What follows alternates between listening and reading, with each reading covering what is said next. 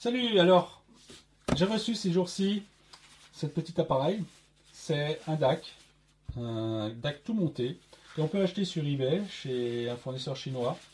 Alors c'est un DAC basé sur le chipset AK4396, donc un DAC avec entrée SPDIF et sortie analogique directe, tout en asymétrique. Il supporte les fréquences d'échantillonnage jusqu'à 192 kHz. Donc il est vendu tout monté, tout prêt à l'emploi comme ça, pour 62 euros avec la boîte et tout.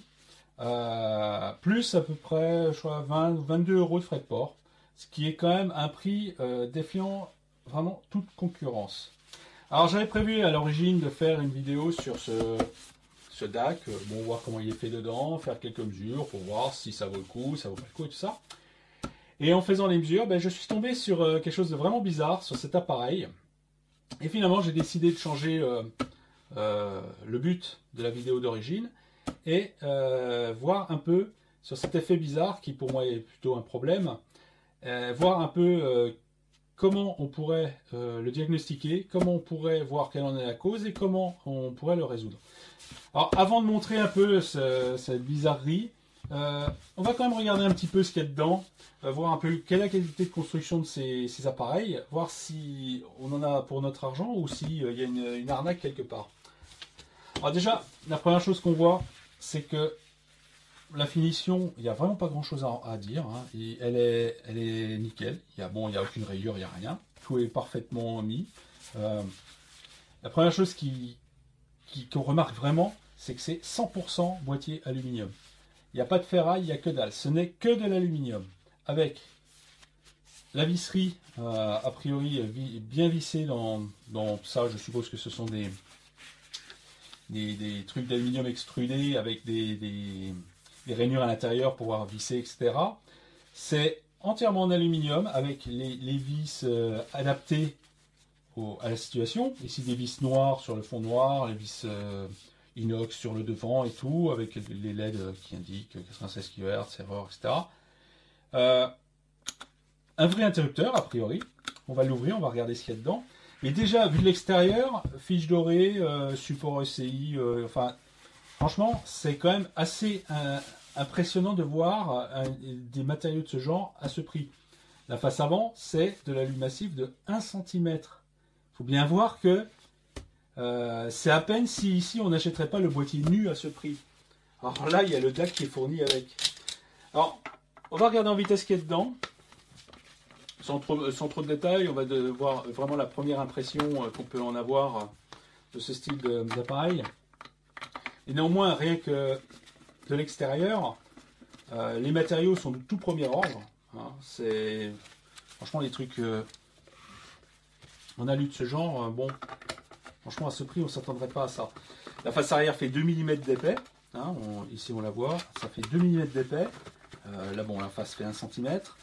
A priori, les coquilles, ça s'ouvre sur 2 demi-coquilles comme ça. Voilà. En fait, c'est vraiment voilà, ça doit faire 2 mm d'épais. Donc, on voit ici les rainures dans lesquelles les vis vont faire leur pas. Donc, ça fait vraiment un truc qui est nettement meilleur que les vis auto-taraudeuses dans la tôle. Hein. Ça fait vraiment un pas de vis taraudé dans les rainures. Donc, ça fait quelque chose d'assez fiable, même si on n'est pas avec des inserts. On est quand même dans quelque chose qui est d'excellente facture et d'excellente qualité. Hein. Alors, dedans, voilà. Ouais, dedans, bon, c'est plutôt aéré, hein, c'est plutôt pas mal. Si on regarde de plus près, même à l'intérieur, on est plutôt étonné par le choix des composants. Déjà, un transformateur Aircore, c'est plutôt du transformateur relativement cher. Hein. C'est pas donné, ces saloperies-là. Et là, bon, il y a ça. Bon, vrai interrupteur, 220 volts. Ici. Bon, la fabrication en soi, hein, les câbles sont bien mis, tout est fait par des connecteurs, à part bon, ces systèmes de LED qui sont soudés ici. Bon, parce qu'à l'origine, bon, les LED devaient être sur le circuit et en fait, il y a une nappe qui part pour aller se mettre en face avant. Mais néanmoins, là, on voit tous les câbles qui sont mis avec des Airflex, ici et là. Tout est fait sur des connecteurs ici à visser. Ici, pareil. Hein, l'interrupteur s'allume bleu quand on le fait dessus. Alors ça c'est un truc qui m'énerve un peu. Il faut toujours qu'ils mettent des LED bleus qui éclairent à mort. Et ça, c'est super chiant. Surtout que ça, c'est pour du home cinéma. Et j'ai été obligé de les virer ou mettre autre chose parce que c'est vraiment, ça éclaire trop, quoi. Mais néanmoins, bon. Bon, le truc un petit peu moins top, là, c'est le pistolet à colle pour mettre les LED. Bon, là, j'avoue, bon, c'est pas top. Mais à la limite, ça, c'est facile à réparer. C'est facile à faire une petite plaque ou quelque chose comme ça. Comme moi, je vais enlever les LED, finalement, ça me gêne pas. Ici, ben, les sorties qui sont en plus mis sur un connecteur à visser. Bon, les composants. Bon, le circuit ne nécessite pas vraiment plus de remarques que ça. Hein. C'est assez bien fait. Les condensateurs, c'est que du Nippon Shumikon. C'est de la marque. Tous les trucs, c'est de la marque. Les capas ici, c'est du Philips. C'est que des trucs vraiment de bonne facture, résistance métal normale, que des régulateurs standards. Ici, régulateur Linear Technology, je crois, en SOT là.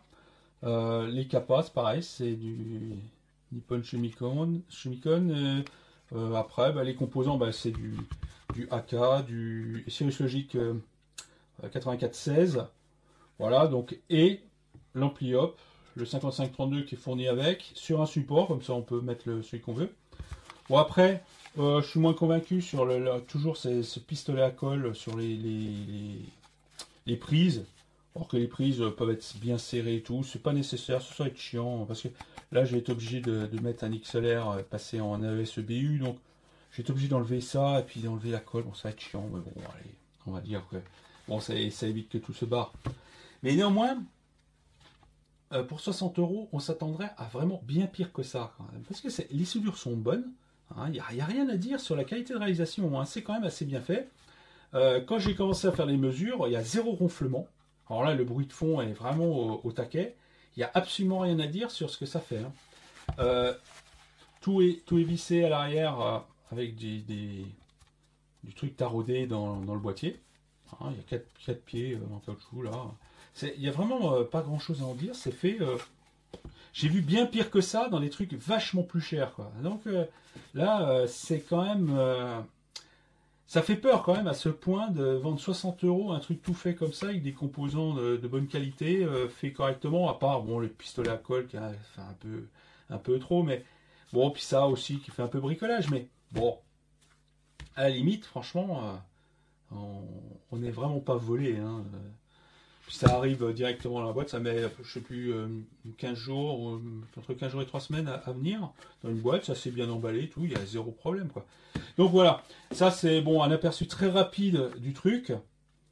Et là, on va passer aux mesures et on va regarder un petit peu la curiosité sur laquelle je suis tombé et qui a fait que cette vidéo a changé un petit peu de sujet d'origine.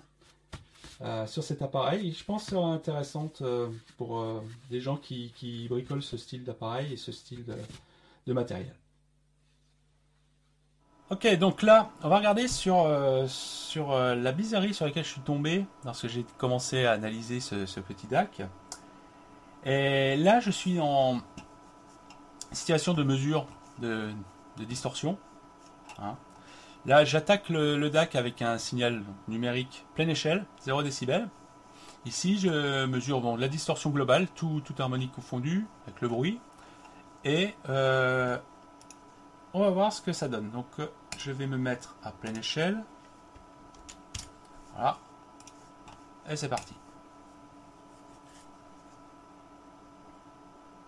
Donc là, je mesure les deux canaux en même temps, hein, de manière analogue. Donc là, la première chose qu'on peut voir, c'est que le niveau de distorsion et de bruit, enfin ici, de distorsion est de l'ordre de moins 102 décibels, sachant que le niveau est de plus 8 décibels. Donc on a à peu près quelque chose qui de l'ordre de 100 à 110 décibels de taux de distorsion. Alors là, on voit quelque chose de tout à fait étonnant, c'est que les deux canaux ne réagissent pas du tout de la même manière. Le canal bleu, lui, semble être normal. Et alors le canal vert, lui, semble déjà avoir une distorsion qui baisse et qui remonte d'une manière assez considérable. Ici, on passe de quasiment de 102 à 92, on a quasiment 10 décibels d'écart sur les deux courbes dans l'aigu. Ce qui est tout à fait inattendu. Et donc, pour moi, il y a un problème. Alors, si on regarde un peu plus près, on pourrait déduire quelque chose.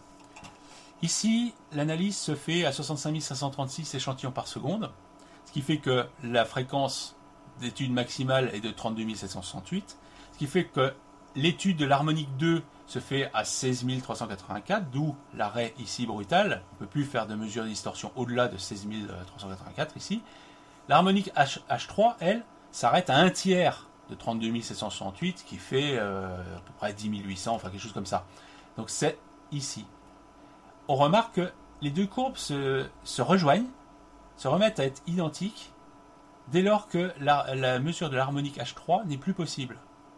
Donc, ce qui veut déjà, quelque part, veut dire que cette distorsion, ça semblerait être la distorsion H3. Alors, ici, je peux le vérifier assez facilement en sélectionnant uniquement la distorsion H3 et en refaisant une mesure. Alors ici, comme je suis à pleine échelle, on voit que le DAC fournit 2 volts RMS. Hein. Voilà, donc là j'ai refait la mesure avec seulement la H3 pour voir ce phénomène qui semble être vraiment uniquement dans cette distorsion-là. On va voir ça tout de suite. La distorsion est légèrement plus basse qu'avant parce qu'on a enlevé la H2 et toutes les autres formes. Et là, on voit tout de suite, de manière encore plus flagrante, l'effet bizarre que j'ai pu découvrir avec ce DAC. Alors là, on a un truc très très particulier. Bon, là, la mesure s'arrête après 10K, hein, ce qui est la mesure H3. On a un creux, carrément la H3 qui part dans les limbes là, et qui remonte après avec vraiment quelque chose qui est vraiment 10 décibels bien tassés de différence à ce niveau-là. Alors là, on a typiquement une situation qui ressemble beaucoup à un cas où deux sources de distorsion du même type interfèrent entre elles. Ici, on a évidemment la source de distorsion H3 due au DAC lui-même. Ici, là. Le bleu correspond à la H3 normale. Mais ici, alors soit le DAC, lui, produit cet effet-là, soit une deuxième source de distorsion H3 vient interférer ici d'une manière complémentaire, c'est-à-dire annulant la H3 normale, et après se mettant en contribution maximale. Et on se retrouve vraiment avec cette situation de double source de distorsion avec une compensation à certains endroits et une addition et une forme qui devient prédominante à d'autres endroits. Distorsion qui varie évidemment avec la fréquence. En très basse fréquence, il n'y a absolument rien. Ça apparaît d'un coup et là, on a une distorsion qui devient vraiment beaucoup plus importante que l'autre. Donc ça, c'est vraiment quelque chose de très étrange. Je pourrais faire la mesure en H5 et autres, il n'y a absolument rien, c'est vraiment une distorsion purement H3. Si je me mets en mesure H2 pur, il n'y a absolument rien, les deux canaux se comportent exactement de la même manière. Donc ça, c'est un indice extrêmement intéressant. Source de H3 qui interfèrent entre elles et sur un seul canal. Alors ce qu'on pourrait regarder un petit peu, c'est, là je suis en signal numérique à échelle, pleine échelle. Alors ce qu'on peut faire, c'est voir qu'est-ce qui se passe si je diminue le niveau. On va passer par exemple à, je sais pas moi, 0,25. Donc ici, on est passé de 2 volts à 0,5 volts RMS en sortie. Hein. Donc ce qu'on va faire, c'est qu'on va faire la même mesure, mais avec un niveau plus faible. Alors ça va être plus difficile parce que je vais me rapprocher du bruit de fond intrinsèque, donc il va être plus difficile de discriminer la distorsion du bruit de fond. C'est pour ça que les courbes vont commencer à être beaucoup plus torturées. Hein, mais bon, ce qui nous intéresse ici, c'est plutôt la tendance et non pas les valeurs dans leur exactitude. Ce qui nous intéresse, c'est pour voir si le phénomène subsiste ou si il change ou pas. Donc là, je sors un peu de domaine. Donc on va faire un zoom. Voilà. Alors ici, qu'est-ce qu'on peut voir? Ben, on voit que le phénomène existe toujours. À ce niveau-là, on voit que la distorsion est supérieure ici par rapport à l'autre. Le creux ici est très très difficile à voir. Bon, c'est pas facile de se prononcer. Par contre, bon ben, est-ce qu'il est plus faible ou pas? On aurait la tendance à dire que l'écart entre les deux est un peu plus faible qu'avant. L'autre était vraiment franchement de 10 décibels. Ici, c'est beaucoup moins évident, sachant que le bruit de fond interfère, mais on sent que quand même l'effet tend à se réduire avec la tension.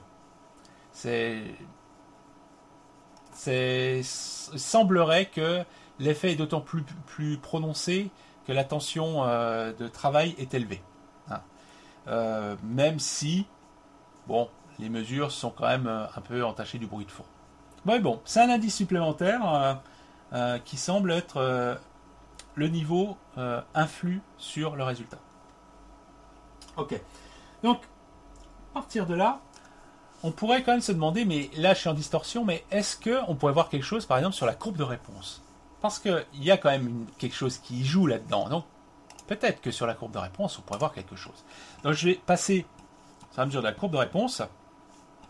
Donc, on va mettre les deux. Voilà. Donc on va revenir au cas le plus visible, donc la pleine échelle. Et on va faire la courbe de réponse du système.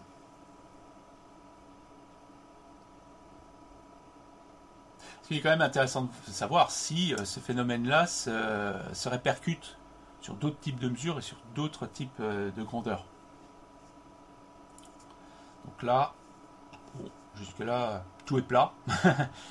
A priori, il n'y a pas vraiment de problème. Donc on va optimiser le tout. Voilà. Alors ici, ben, il faut bien se méfier, l'échelle est extrêmement dilatée. Les deux courbes sont écartées de 0,06 décibels, ce qui est très faible. On est bien en deçà de la tolérance du constructeur qui donne 0,15 décibels en moyenne jusqu'à 0,3 décibels max.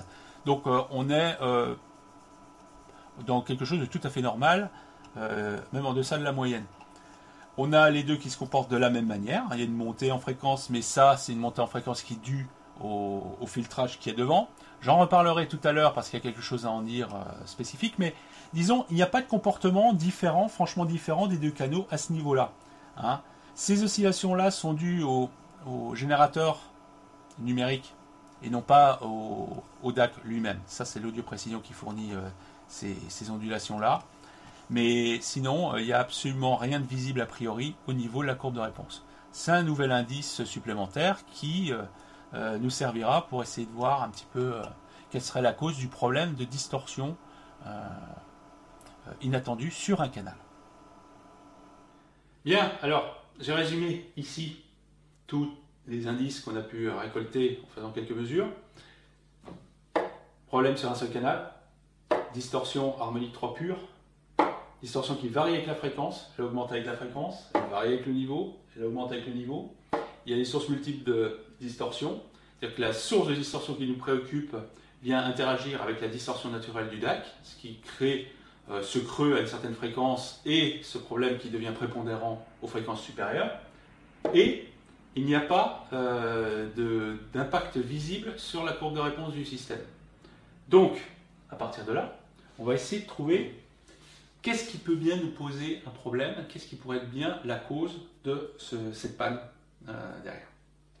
Alors, le premier coupable qui viendra en tête, c'est l'amplificateur opérationnel.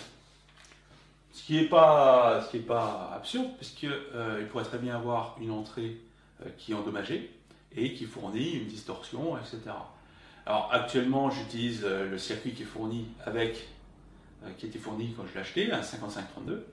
Alors, pour vérifier ça, rien de plus simple. On met un autre ampli-op et puis on regarde si ça fait la même chose. Alors, pour voir si l'ampli-op est en cause, alors là j'ai déjà la mesure avec le 5532 et là j'ai installé un LM4562 qui est vraiment un tout autre ampli-op qui est qui a très peu de distorsion, qui est plus moderne. Et on va voir ce qui va se passer. Et on va pouvoir comparer avec ça. Donc là, je vais rappeler le truc. Donc ben, là, on va voir simplement, c'est le moyen vraiment facile de vérifier si l'ampli op est en cause ou pas.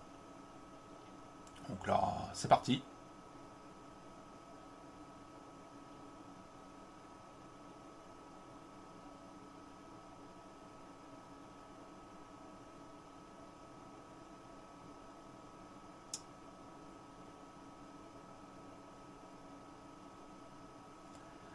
Mais là, ben, on peut voir que ben, ça se comporte exactement de la même manière. Ok, donc là, on a vu que l'amplificateur opérationnel y était pour rien. En le changeant, on a exactement le même problème. Donc, on peut déjà écarter cette hypothèse du problème de l'amplificateur opérationnel. Alors, de la même manière, on pourrait imaginer que c'est le DAC qui pose un problème. Que l'AK4396 aurait éventuellement une sortie ou une des branches d'une des sorties qui serait endommagée et qui fournirait quelque chose qui serait distordu. Alors, le problème, c'est que c'est du CMS et ce qui serait bien, c'est de trouver un moyen de vérifier quelque chose sans dessouder les composants. Alors, pour ça, je vais faire le schéma du système d'entrée, qui est un système qui sert à deux choses. Ce système sert à, soustraire les deux sorties différentielles, amplifier fait la différence, et ensuite de faire un filtrage qui permet d'enlever le bruit de HF qui est intrinsèque au DAC. Donc, on se retrouve avec un système du deuxième ordre, avec des boucles multiples. Voilà. Donc, on se retrouve avec, ici, par exemple, V-, V+, on se retrouve avec ce système-là. Alors, qu'est-ce qu'on pourrait faire avec ça pour tester seulement ce qui déboule du DAC sans être influencé par tout le système. L'avantage de ce petit DAC, c'est que en fait, l'ampli op est monté sur un support. Donc on peut l'enlever. Et si on l'enlève, qu'est-ce qui se passe? On a un schéma qui se retrouve comme ça. Le problème ici, c'est que les deux branches ne sont pas symétriques comme ça. J'ai un système là, mais ici, j'ai un système en l'air. Mais, d'une manière pratique, si on court-circuite la sortie directement, on se retrouve avec deux fois la même chose. Ce qui nous permet là de pouvoir un petit peu tester deux systèmes indépendants. Enfin, il reste quand même une capa ici, que j'ai oublié, voilà. Ça me permet de tester un système là et de tester l'autre système à part. Alors, une expérience qu'on peut faire, c'est tout simplement de prendre ça, court-circuiter la sortie, et de mesurer ici et mesurer là. Voir ce qui se passe. Voir si on obtient de la distorsion, ou des choses différentes. Il y a, par exemple, un canal qui aurait une distorsion et l'autre pas, et voir un peu ce qui se passe. Eh bien, c'est ce que je vais faire. On va aller mesurer ça et on va voir ce qui se passe sur ces points ici. Donc là, l'ampli op a été enlevé de son support. Donc je vais faire deux mesures. Ce qui nous intéresse là, c'est la courbe verte. Deux mesures, une pour chaque branche de la voie incriminée, pour voir ce qui va se passer, quel comportement ça a à ce niveau-là. Ce qui nous importe ici, c'est dans la courbe verte. La courbe bleue, c'est l'autre canal sans l'ampli op. Ce qui correspond à peu près la même situation, sauf que c'est en bout de chaîne. Ici, je l'ai mesuré exactement au point où il y a la capa de 3,3 nano.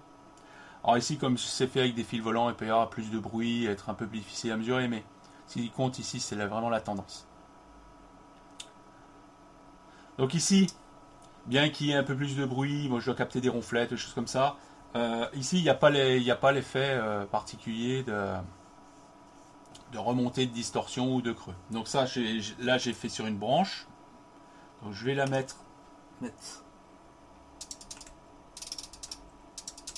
sur l'autre branche.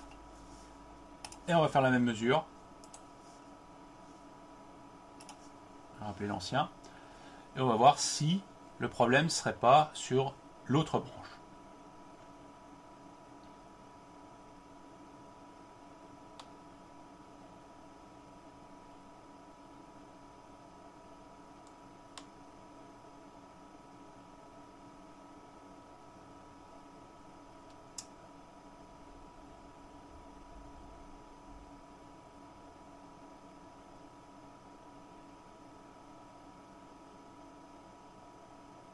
Ok, donc, bon, il y a toujours ces saloperies ici. Bon, c'est parce que vraiment je fais une mesure en fil volant, etc. Bon, là, on capte des saloperies, etc. Mais, néanmoins, on se retrouve de toute façon avec quelque chose de tout à fait analogue. Alors là, on a vu un effet très intéressant, c'est que le problème a disparu. Non seulement on se retrouve avec les deux canaux parfaitement équilibrés, mais en plus, la distorsion est parfaitement constante et ne pose aucun problème. Le phénomène est disparu. Alors ça permet déjà d'emblée d'écarter le problème issu du DAC lui-même. Parce que, simplement, il fournit ce qu'il faut, il n'y a pas de problème. Alors, ça évitera de toute façon de le dessouder. Maintenant, bon, qu'est-ce qu'on pourrait émettre comme hypothèse de problème? Alors, une idée qui pourrait venir, c'est un composant de valeur invalide, de mauvaise valeur. Alors pourquoi pas? Parce que dans le cas de figure ici, si un composant avait une mauvaise valeur, quelque part, on se retrouvera avec un système déséquilibré. Le DAC qui n'aimerait pas trop se faire attaquer d'un côté et d'une manière différente de l'autre, et ça pourrait faire la distorsion. Le problème, c'est qu'on peut d'emblée écarter cette hypothèse pour deux raisons. La première, c'est que le test qu'on a fait pour le DAC ici, tous les composants étaient là, à part l'ampli-op, qui lui n'est pas en cause, et on se retrouve avec le problème qui a disparu. Donc, mais bon, le fait qu'il y ait un ampli-op, bon, ça pourrait éventuellement. Mais surtout, le problème, c'est qu'on n'a pas d'influence sur la courbe de réponse. Et ça, s'il y avait un des composants qui était avec une mauvaise valeur, ben, on aurait une des branches qui aurait un comportement qui serait différent de l'autre, et on aurait une courbe de réponse qui serait différente du canal qui fonctionne lui. Donc ça se verrait immédiatement. Or, on ne voit rien à ce niveau-là. Donc, d'emblée, il est très peu probable que ce soit dû à ça. Maintenant, on pourrait imaginer, en allant un peu plus loin là-dessus, c'est que le DAC, lui, il voit un système qui n'est pas équilibré, même si les composants sont corrects. Et un DAC qui ne serait pas bien équilibré, peut-être qu'il n'aimerait pas. Bon, comme les valeurs des composants sont a priori correctes, c'est peut-être une mauvaise structure globale du filtrage. Alors, ici, j'appellerais une autre hypothèse qui est ce que j'appellerais une surcharge. Oméga, c'est une surcharge d'impédance vue du DAC. C'est-à-dire que le circuit ici aurait une impédance trop faible et le DAC serait surchargé au moins sur une de ses branches, ce qui ferait de la distorsion d'un côté, ce qui ferait qu'on se retrouverait à la fin avec quelque chose qui ne collerait pas. Alors, c'est une hypothèse qui est intéressante parce que ce DAC souffre d'un problème, de toute façon, en dehors de ça. Le problème, c'est que ce DAC était vraisemblablement issu d'une version précédente qui utilisait non pas le 4396, mais le 4393, qui est le DAC qui est dans le DCX, qui est un DAC 96 kHz. Et malheureusement, quand ils ont mis à jour le DAC, ils n'ont pas mis à jour la cellule de sortie. Et le problème, il est double. Le problème est double. Le premier, qui est idiot, mais bon, les audiophiles ne l'ont pas entendu, c'est que la fréquence de coupure est invalide. Le 96 est un DAC 192 kHz. Le 93 est un DAC 96 kHz. Donc la fréquence de coupure de ça est trop basse pour celui-là. C'est-à-dire que l'échantillonnage à 192 kHz ne sert strictement à rien parce que de toute façon le filtre, lui, il est calé pour un DAC à 96 kHz. Donc déjà, la valeur de filtrage ne sert à rien, n'est pas correcte. Mais il y a plus grave. Le problème, c'est que le 96 supporte moins une charge basse impédance que le 93. Le 93, il est donné à 1 kΩ minimum, le 96 à 1 kΩ et demi. Et quand on regarde les schémas fournis par le constructeur, la topologie est la même, sauf que les valeurs de résistance sont plus élevées. Et bien sûr, les constantes de temps sont ramenées plus vers 100 kHz, alors qu'ici on est plus vers 50. Donc, déjà, il y a une erreur à ce niveau-là. Et le fait qu'ils aient utilisé des composants, ici, la résistance d'1 kΩ partout, fait que l'impédance de charge est beaucoup plus faible pour le DAC. Et il est possible que ce soit trop faible pour ce DAC-là. Alors, on va regarder d'un peu plus près une caractéristique de ce montage. C'est un petit aparté, mais il est quand même vachement utile pour ceux qui veulent faire des étages pour des DAC comme ça. Alors, ce montage, on va déjà l'étudier en très très basse fréquence. C'est-à-dire qu'on va enlever les condensateurs qui vont se comporter comme des circuits ouverts. Et on va déjà voir ce qui se passe, déjà rien que dans cette structure-là, qui est une structure à 1 ampli-op, qui est la plus économique. Mais le problème, c'est que cette topologie souffre d'un défaut intrinsèque. C'est que, contrairement à ce qu'on pourrait croire, elle est fortement asymétrique vu l'entrée. L'impédance d'entrée des deux branches est extrêmement différente et ça peut poser des problèmes.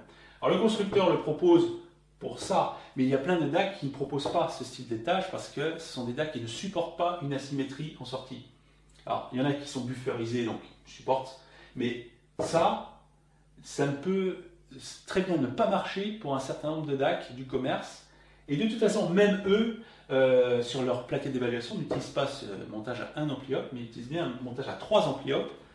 Les deux d'entrée servant à la fois de buffer et de première constante de temps, et le deuxième servant au mixage et de deuxième constante de temps, voire de troisième constante de temps, pour la sortie. Mais ce système-là, malheureusement, n'est pas symétrique. Et c'est facile de le voir. On va juste faire un peu d'évaluation sans faire la moindre formule. Alors, si on a deux entrées, V- et V+, sachant que de toute façon, il y a un courant qui rentre I-, puis il y a le courant opposé I+, et comme c'est une entrée symétrique, par définition, on a V+, qui est moins V-. C'est le but. Ça va amplifier la différence. Donc, dans le schéma actuel, on se retrouve avec des résistances toutes identiques. C'est tout à fait valable aussi avec l'autre schéma, le schéma équivalent mais avec les valeurs réelles pour ça. La logique est exactement la même. Sauf qu'ici, les résistances ici sont beaucoup plus faibles que les autres. Mais bon. Alors, voilà le schéma en très basse fréquence. En fréquence, bon, on verra que ça ne va pas être un problème. En fait,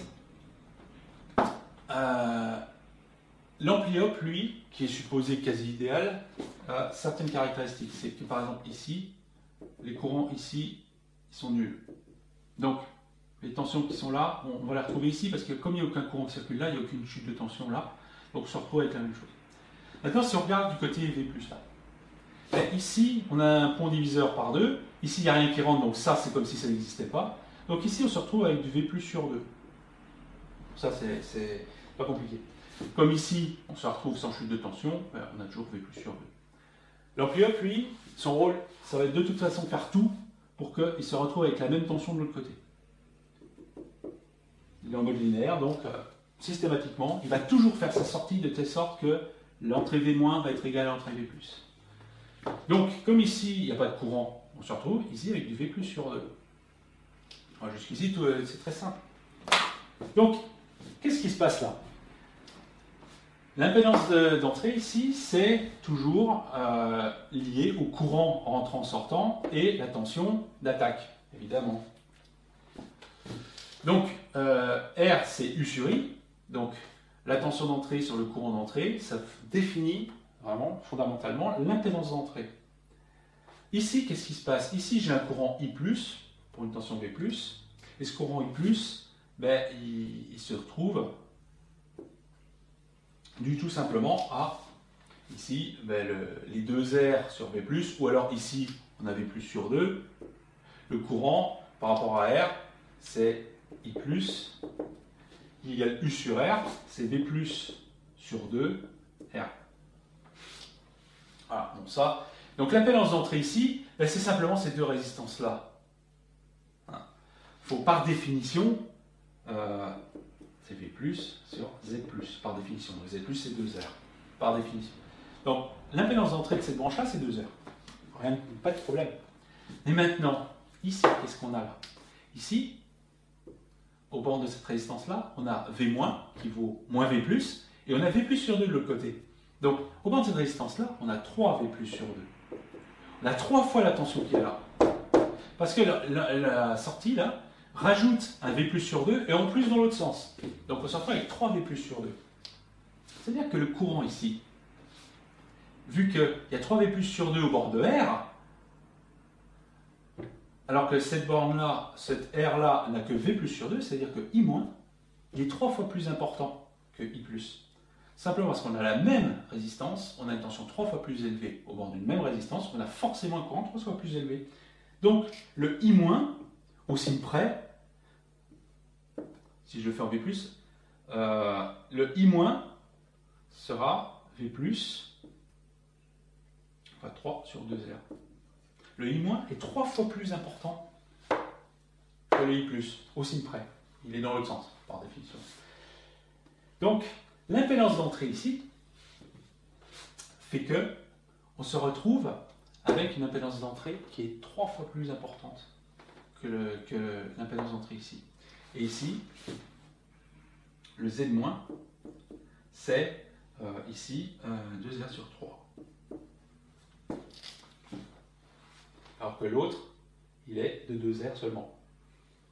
Donc, le montage en lui-même, il a le problème d'avoir des branches fortement asymétriques. Et ici, il y a un facteur 3 d'écart sur les deux branches en tant qu'impédance d'entrée.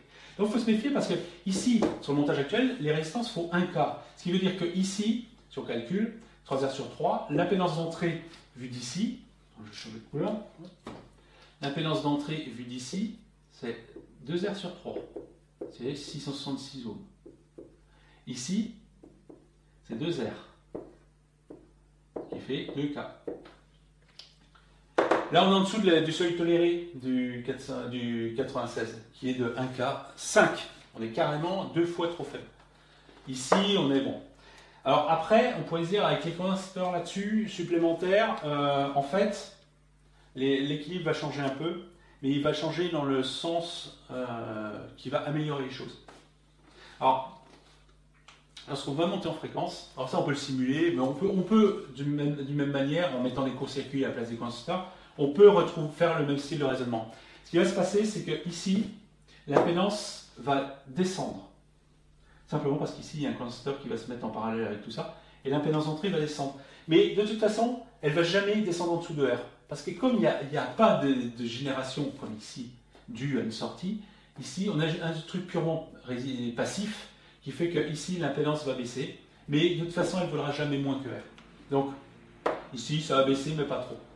Ici, dans l'autre sens, pour des raisons de symétrie du montage, l'impédance ici d'entrée va monter.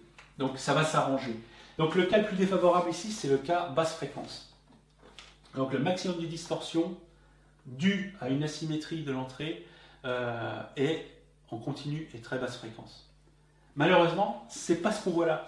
La distorsion augmente avec la fréquence. Donc c'est pas ça la cause. Même si c'est un truc qu'il faut résoudre, parce que le schéma n'est pas bon, ne serait-ce que par la fréquence de coupure qui est incorrecte, il ne faut pas surcharger des circuits comme ça, même s'ils ont l'air de fonctionner correctement. Bon, ça peut éventuellement le faire chauffer un peu trop, il pourrait se dégrader dans le temps, c'est incorrectement chargé. Donc il faut remettre les valeurs du constructeur. Dans le cas de celui-là, c'est des résistances de 2K4, ce qui fait des branches de 1K6. Qui est déjà quand même beaucoup plus important que ça, ce qui rentre dans les clous du constructeur. Mais malheureusement, dans notre cas, c'est pas ça qui est la cause de la distorsion que l'on voit. Parce que le cas le plus défavorable, c'est le cas très basse fréquence ici. Donc il faut se méfier de ce schéma-là. Ce schéma-là, il est économique, mais en fait, il faudrait mieux l'éviter. Parce qu'il n'est pas super équilibré, il n'est pas du tout, et c'est vraiment le truc pour pas s'emmerder. Mais il vaut mieux la manière le plus possible, c'est de mettre la version à 3 ampères. Dans la mesure du possible, d'utiliser la version à 3 ampères. Donc, bon, a priori, même si ça pourrait être une source de problème, ce n'est pas ça qui nous intéresse ici, mais c'est quand même quelque chose qu'il va falloir corriger et remettre les valeurs correctes dans ce DAC-là. Ce qui est étonnant, c'est que je n'ai pas vu de Diophile remarquer que les valeurs de ce DAC sont incorrectes. Eh ouais, oui, il vaut mieux changer l'ampli-op que mettre les bonnes valeurs. Alors, on n'est pas plus avancé parce qu'on n'a toujours pas trouvé une cause de ce souci.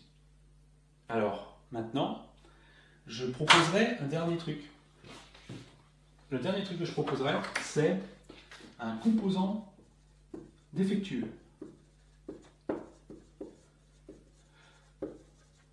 Alors, c'est pas la même chose qu'un composant de même mauvaise valeur, parce que le composant défectueux, souvent, ne présente aucun défaut à la mesure du composant lui-même, dans sa valeur, fonctionne a priori correctement dans certaines situations, mais se met à ne plus fonctionner correctement dans d'autres situations. Alors, ici, composant défectueux, ben, l'enveloppe n'est pas en cause, le DAC n'est pas en cause a priori.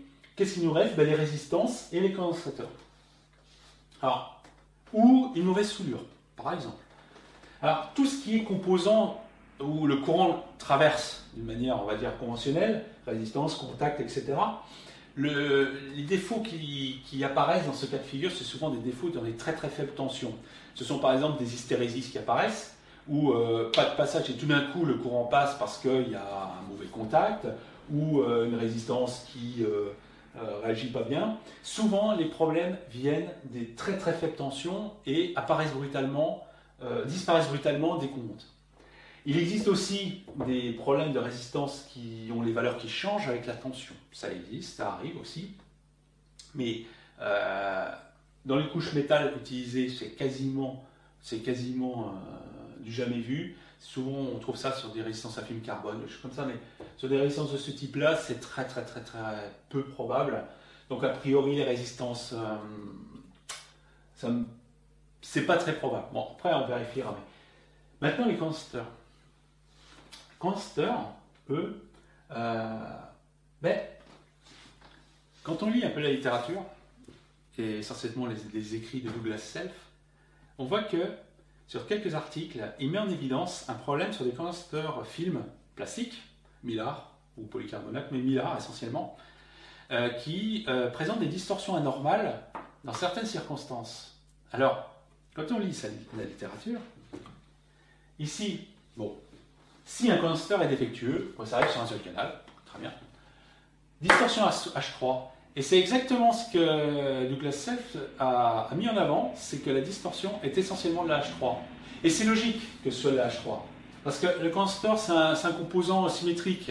Il est peu probable qu'il y ait une distorsion asymétrique en ces bornes.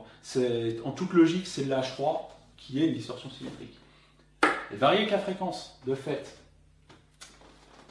Elle varie avec le niveau à la tension aux bornes du condensateur. Le fait que ces deux-là sont en fait liés par la distorsion qui augmente avec la tension aux bornes du condensateur, tension qui, dans le système, varie avec la fréquence. Plus la fréquence augmente, plus la tension aux bornes du condensateur faiblit. Mais il arrive à certains seuils où la tension est élevée, etc. Donc on se retrouve avec ce style de comportement. Et c'est exactement ce qui montre sur certaines mesures avec des tensions. La seule différence quand même, c'est que moi je suis à des tensions de l'ordre de 2 volts. Dans ces eaux-là, 2 volts RMS, lui il montre les effets sur 5 à 10 volts RMS. Mais néanmoins, ça a exactement la même tête. Les sources multiples de distorsion, bah oui, c'est une source extérieure au DAC. Et donc, on se retrouve avec deux sources de distorsion H3 qui interfèrent entre elles. Le DAC, ces distorsions n'ont pas a priori de raison dépendre de la fréquence. Par contre, au niveau de la kappa, ça dépend de la fréquence, mais en plus, potentiellement, le déphasage de cette H3 peut arriver par rapport à l'entrée du DAC, ce qui fait qu'à certains moments, elles peuvent se compenser d'une manière plus ou moins partielle. Et c'est exactement ce qu'on aperçoit avant que cette distorsion H3 devienne prépondérante. Il y a une espèce d'annulation de distorsion que l'on voit. Pas d'influence sur la courbe de réponse. En fait, ces composants défectueux ont les bonnes valeurs. Ce qui change, c'est la forme des signaux, mais pas vraiment le niveau, ni les valeurs RMS des signaux. Donc, il n'y a pas d'influence sur la courbe de réponse. Et si influence il y a, elle est absolument négligeable. Donc, ce n'est pas visible a priori. Et donc, le fait qu'un condensateur soit défectueux ici, ça colle assez bien avec tout ça. Alors maintenant, il va falloir essayer de trouver lequel c'est, si il y en a un qui est défectueux. Alors le seul moyen, ça va être simple. On va démonter le DAC, on va enlever les condensateurs de ce canal, on va les remplacer par autre chose, et après, on va refaire les mesures. On va les faire au fur et à mesure pour voir quel est le condensateur, si celui s'il y en a un en cause, lequel serait le candidat au problème. Et après, on va pouvoir conclure, ou peut-être même pas trouver le problème. Dans ce cas-là, on va pouvoir continuer à chercher. Mais on va aller voir si, par hasard, il n'y aurait pas un condensateur en cause là-dedans. Et après, on pourra conclure sur plusieurs points à ce sujet. Bien, bon, alors là, j'ai enlevé une des 3 capas pour commencer. J'ai mis des capas de 1 nano, j'ai remplacé avec une version mica-argent. Bon, c'est beaucoup plus gros que la capa d'origine, alors bon, c'est un peu en fil volant, mais bon, déjà, on peut déjà commencer par faire une mesure avec ça. Mais déjà, la première chose qu'on s'aperçoit, c'est que à 5 kHz, alors qu'avant il y avait une différence, là, les niveaux sont redevenus semblables. Il y a quand même quelque chose qui a déjà changé en changeant cette capa. Alors je vais faire une mesure en vitesse comme ça, voir si effectivement quelque chose a bien changé. Et pendant ce temps, ce que je vais faire, c'est je mets 2 fils volants sur l'ancienne capa que je vais rebrancher en parallèle de la nouvelle que j'ai mise pour voir si ça va induire un changement. Pour voir si c'est bien elle qui était la cause, si le défaut est disparu. Bon, à première vue là, vu que les 2 courbes font exactement la même chose, a priori, le défaut est bien parti. Il n'y a plus de problème. Il semblerait bien que c'est la capa que j'ai enlevée. Bon, c'est un gros coup de bol. Hein. La première que j'ai faite, gros coup de bol. Mais néanmoins, là maintenant, le problème a disparu. Alors voilà, donc là j'ai la capa que j'ai remis en fil volant dessus. Alors je vais la mettre en parallèle avec l'autre. Bon, ça va, le filtrage va plus être tout à fait de la même manière, mais bon, normalement, si c'est elle, on devrait retomber. Et là, qu'est-ce qu'on voit niveau distorsion? Si on regarde ici, là je ne l'ai pas mis, je vais la mettre en contact à la main. Voilà, hop. Et là, qu'est-ce qu'on voit? Je suis passé à 87, 88 décibels, alors que l'autre, il est à 102. Là, je suis à... Hop, là, je l'enlève. Et effectivement, dès lors que je la mets en parallèle sur la capa que j'ai mise, on a une distorsion qui devient considérable. Alors ça, ce que je vais faire, c'est que je vais la mettre contre. Là. Et je vais refaire une mesure pour voir.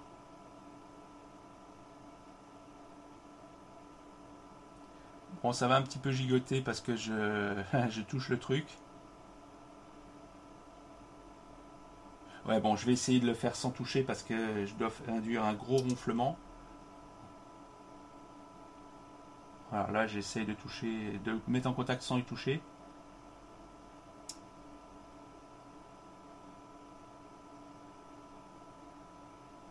Et là, qu'est-ce qu'on voit?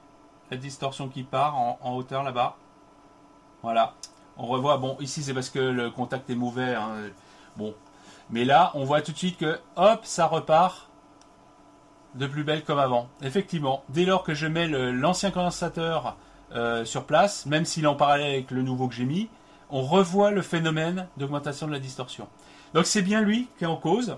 Les autres condensateurs sont encore là et eux, eh bien, ils ne semblent pas poser de problème. Donc, bon, c'est un coup de bol que je suis tombé directement dessus, mais effectivement, comme la logique semblait le prédire, c'est bien un des condensateurs qui était un composant défectueux. Et là, c'est quelque chose de tout à fait insidieux et vachement vicieux parce que on ne pourrait pas imaginer qu'un condensateur film comme ça puisse produire de tels effets. Même si Douglas Self a pu les mettre en avant par des mesures, en fait, ça peut être beaucoup plus important que les valeurs que lui a mesurées d'une manière régulière. Là, c'est carrément un condensateur défectueux qui a ce phénomène à une échelle bien supérieure à ce qu'elle devrait être. Donc voilà, là, on a trouvé la source d'un problème d'un DAC de ce genre, qui n'était pas prévu, mais qui était assez intéressant au niveau, du comportement. Donc, bon, ben, je vais par sécurité changer les condensateurs et mettre des versions polypropylène pour que ça reste quand même pas trop gros. Mais néanmoins, on peut voir que les condensateurs, ça peut faire des choses. Et bien voilà, on a trouvé la panne. Bon, heureusement, c'était plutôt logique que ce soit une panne de ce genre. Mais néanmoins, on peut voir que finalement, on peut avoir des pannes extrêmement pernicieuses avec des composants sur lesquels on ne s'y attend pas. Les condensateurs qui sont mis dans ces appareils-là ne sont pas spécialement de l'ultra bas de gamme auquel on s'attendrait. Ce sont des marques standards, ce sont des condensateurs qu'on trouve partout, mais qui, dans la production, peuvent néanmoins avoir des défauts qui ne sont pas mesurables ou mis en avant d'une manière conventionnelle, par exemple avec un capacimètre. Hein, on ne verra rien du tout, la valeur est correcte, donc le filtrage se fait exactement comme il doit être, aux bonnes valeurs, mais néanmoins, des effets, par exemple ici de distorsion, peuvent survenir et on ne peut les voir que si on a un appareil de mesure qui vient vérifier ce qui se passe. Je ne suis pas sûr que ce soit audible, parce que les taux de distorsion sont relativement faibles, quand même. Ils sont situés dans l'aigu, donc la H3 à partir de 5 kHz, on est à 15 kHz, on ne peut pas dire que ce soit vraiment quelque chose de considérable.